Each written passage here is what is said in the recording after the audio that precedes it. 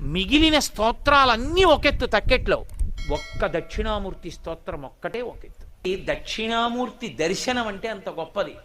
ఆయన దర్శనం చేస్తే సరస్వతీ కటాక్షం దగ్గర నుంచి లేనిదన్నది ఉండదు. ఇక ఏదైనా ఇచ్చేస్తాడు ఆయన.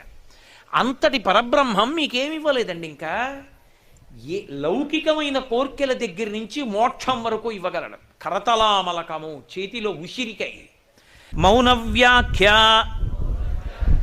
ప్రకటిత పరబ్రహ్మతత్వం యువానం వర్షిష్ఠాంతే వసదృషిగణైః ఆవృతం బ్రహ్మనిష్టైః ఆచార్యేంద్రం కరకలిత చిన్ముద్ర ఆనందరూపం